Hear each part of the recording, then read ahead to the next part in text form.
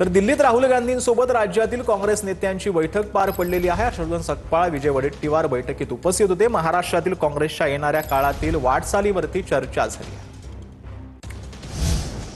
तर राज्यसभेमध्ये काँग्रेसला प्रतिनिधित्व मिळावं असं हर्षवर्धन सकपाळ यांनी म्हटलं। मित्रपक्षांसोबत याबाबत चर्चा करू, हर्षवर्धन सकपाळ यांनी हे वक्तव्य केलेलं आहे।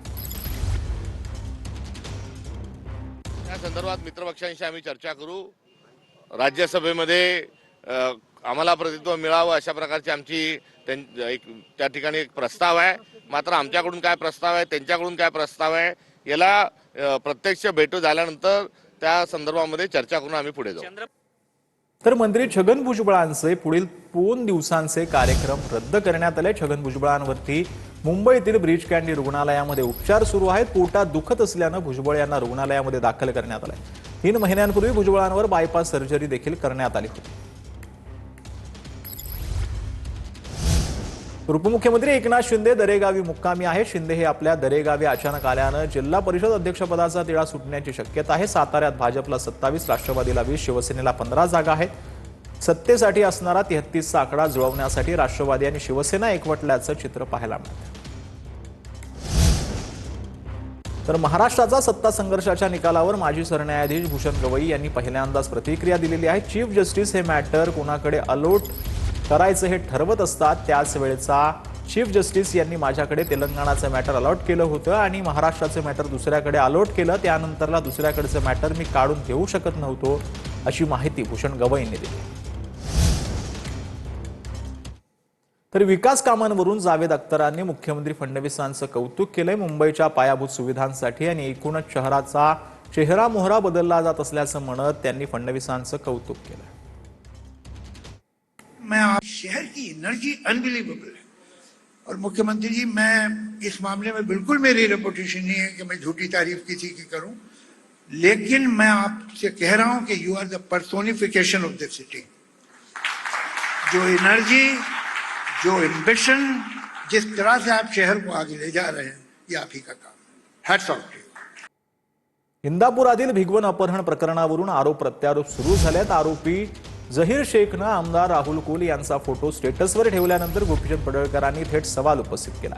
जहीरला कोणाचं पाठबळ आहे असं प्रश्न जो आहे तो पडळकरांनी विचारलाय। जहीरनं स्टेटस ठेवल्यानंतर मुलगा मुलगी बारामती पोलीस स्टेशनला हजर होतात असंही पडळकरांनी म्हटलंय। तर दुसरीकडे राहुल कुल यांनी हे आरोप फेटाळून लावलेत। कुणी कोणाचं स्टेटस ठेवला म्हणून आरोप करणं योग्य नाही असं कुल यांनी म्हटलेलं आहे। आज रात्री 2 वाजता स्टेटस काय टाकतोय? एवढी मस्ती, एवढा माज येतो कुठून? कुणाशी हा एकनिष्ठ आहे? कोण ह्याला पाठबळ देत आहे असली प्रकरण करण्याला? ह्यानं स्टेटस ठेवलाय आणि काही थोड्या वेळानंतर तो मुलगा आणि मुलगी पोलीस स्टेशन बारामतीला हजर झालेत। पोलीस स्टेशन बारामतीला हजर होण्यापूर्वी त्याने एक नोटरी तयार केली आहे। पोलिसांना ही सापडत नाहीत, म्हणजे नोटरीवाल्यानं कसे गेले? नोटरीवाला ह्यांना कोणी मिळवून दिला? हे तर नवीन मुलं आहेत, ह्यांना काही एवढं बाहेरचं माहीत नाही। नोटरीवाल्यावर पण गुन्हा दाखल केला पाहिजे। ह्याच्या पाठीमागे कोण आहे याचा तात्काळ तपास पोलिसांनी करावा। कोण आरोपी आहे त्याला मी ओळखत नाही। गुन्हा भिगवण तालुका इंदापूर इथे घडलाय। मुलगी बारामतीमध्ये हजर झालेली आहे आणि त्यामुळे कुणी कुणाचं स्टेटस ठेवावं आणि त्यामुळे कुणावर आरोप करावे याचा कुठलाही सुतराम संबंध मला समजत नाही। त्यामुळे कुणी चुकीचं केलं आणि जर कुणी कुणाचं स्टेटस ठेवलं म्हणून कुणावर तरी आरोप करावेत हे योग्य नाही। आपण ज्यावेळी सार्वजनिक कार्यक्रमात जातो त्यावेळी सगळ्यांनाच आपण सद्भावनेने भेटत असतो। त्यामुळे अशा प्रकारे कुणी स्टेटस ठेवल्यामुळे कोणाला आरोप करावे असं जर कोण करत असतील तर निश्चितच त्याच्यामध्ये काही ना काहीतरी राजकारण केले जाते असं माझं मत आहे। तर सोलापूरच्या करमाळा तालुक्यातील चिकणठाण येथे शिवरायांच्या पुतळ्यावरून वाद झालेला आहे। परवानगी न घेता पुतळा बसवल्यानं प्रशासन आणि ग्रामस्थांमध्ये वाद झालाय। मराठा क्रांती मोर्चाच्या ग्रामस्थांना पाठिंबा आहे, तर गृहराज्यमंत्री योगेश कदमांचं फोनवरून शिवप्रेमींना आश्वासन पाहायला मिळतं।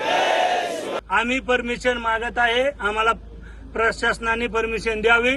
मी मुख्यमंत्री आणि दोन्ही उपमुख्यमंत्र्यांना भेटून प्रशासनाला सूचना देण्यासाठी सांगणार आहे। शिवाजी महाराजांच्या पुतळ्याचा जर कुणी काढण्याचा जर प्रयत्न केला तर याचं महाराष्ट्रामध्ये, सगळ्या महाराष्ट्रामध्ये आंदोलन उभं राहील। छत्रपती शिवाजी महाराज आमची आस्था आहे, अस्मिता आहे आणि हे आम्ही जपण्याचं काम करणार। जय जिजाऊ, जय शिवराय। तुमचं आमचं नातं काय? जय जिजाऊ, जय शिवराय।